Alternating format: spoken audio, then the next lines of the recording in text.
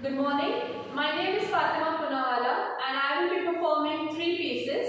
The first piece that I will be performing is taken from the one-act play Hello Goodbye piece, and it is titled Coffee Slave. In this monologue, Alina, a barista, takes offense at a customer who orders his coffee impolitely.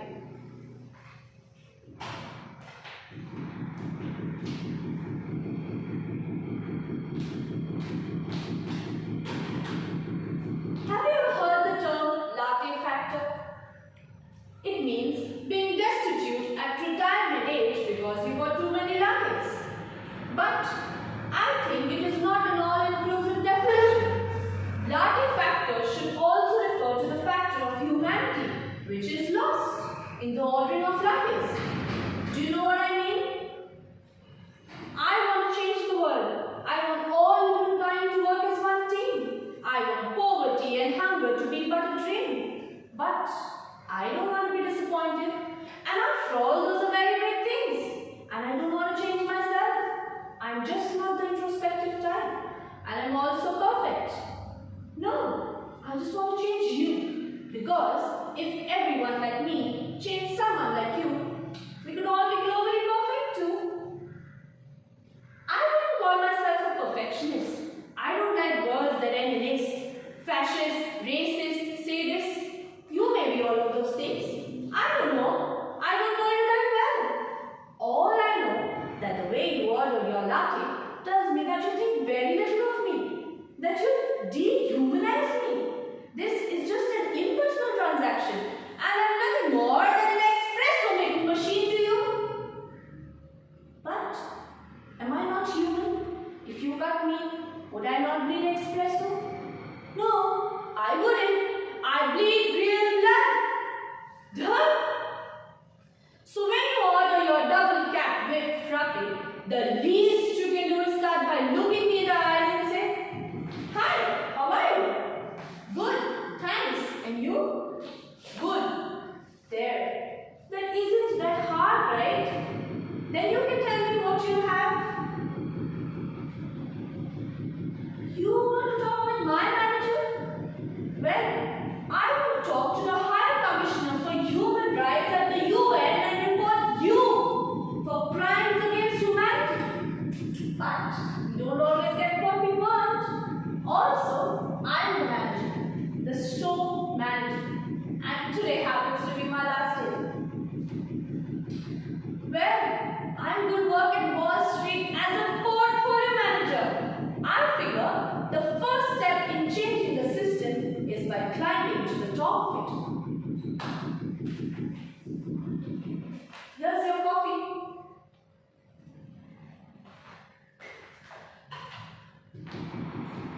The prose that I will be performing is taken from the collection of short stories by Roald Dahl, and it is titled Lamb to the Slaughter. This piece describes how Mary Maloney kills her husband without showing any remorse. When Mary Maloney walks across the room, she couldn't feel her feet touching the floor. She couldn't feel anything at all, except a slight nausea and a desire to vomit. Everything was automatic now. Down the stairs to the cellar, the light switch, the deep freeze, the hand inside the cabinet, taking hold of the first object it met. She lifted it up and looked at it. It was wrapped in paper. So she took off the paper and looked at it again. A leg of lamb. All right, then they would have lamb for supper. She carried it upstairs, holding the thin bone end of it with both hands, and as she walked across the living room, she saw him standing over by the window with his back to her, and she stopped. "For God's sake," he said, hearing her, but not turning round. "Don't make supper for me, I'm going out." At that point, Mary Maloney simply walked up behind him, and without any pause, she swung the big frozen leg of lamb high in the air and brought it down as hard as she could on the back of his head. She might just as well have hit him with a steel club. She stepped back a pace, waiting, and the funny thing was that he remained standing there for at least 4 or 5 seconds, gently swaying. Then he crashed to the carpet. The violence of the crash, the noise, the small table overturning helped bring her out of the shock. She came out slowly, feeling cold and surprised, and she stood there for a while blinking at the body. All right, still holding the ridiculous piece of meat tight with both hands. All right, she told herself. So, I've killed him. The poem that I'll be performing is Little Orphan Annie by James Whitcomb Riley. In this poem, Little Orphan Annie is giving life lessons to the children. Little Orphan Annie's come to a house to stay and wash the cups and saucers up and brush the crumbs away and shoo the chickens off the pot and dust the hearth and sweep and make the fire and bake the bread and earn her board and keep. And all us other children, when the supper thing is done, we sit around the kitchen fire and has the mostest fun in listening to the witch tales that Annie tells us about and the goblins that get you if you don't watch out. Once there was a little boy who never say his prayers, and when he went to bed at night, away upstairs, his mammy gave him holler and his daddy gave him bawl. And when they turned the kivers down, he wasn't there at all. And they seeked him in the rough room and cubby hole and press, and seeked him up the chimney flue and everywheres, I guess. But all they were found was his pants and roundabout. And the goblins will get you if you don't watch out.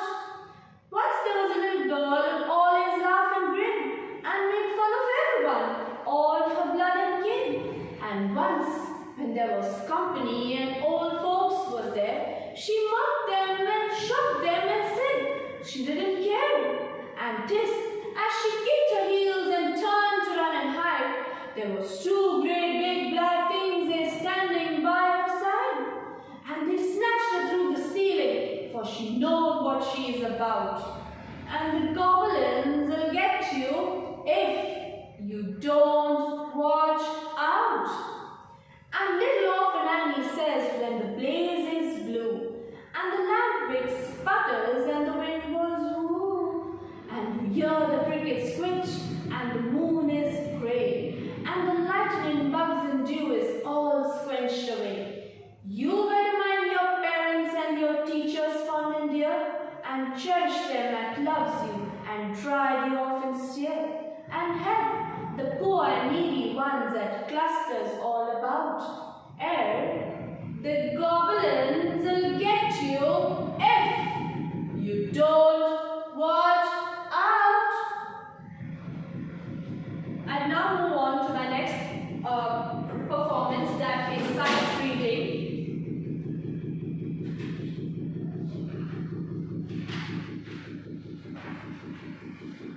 The Enchanted Castle by Edith Nesbit.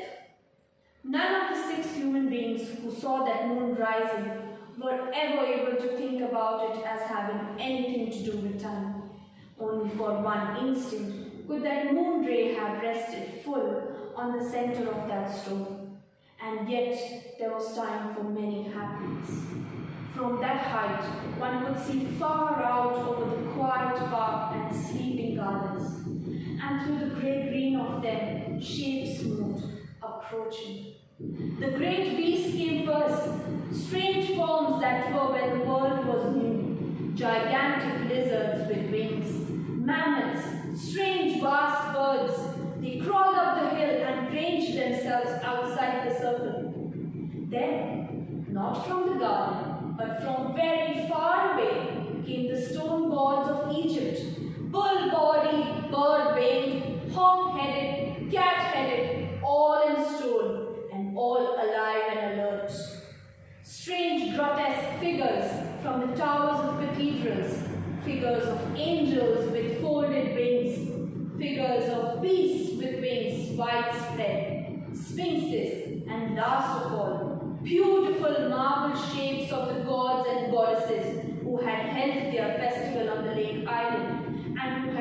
called the children to this meeting. Not a word was spoken. Each stone shade came gladly and quietly into the circle of light and understanding. The children had thought to ask many questions, and it had been promised that the questions should be answered. Yet, now no one spoke a word, because all had come into the circle of the real magic, where all the things are understood without speech.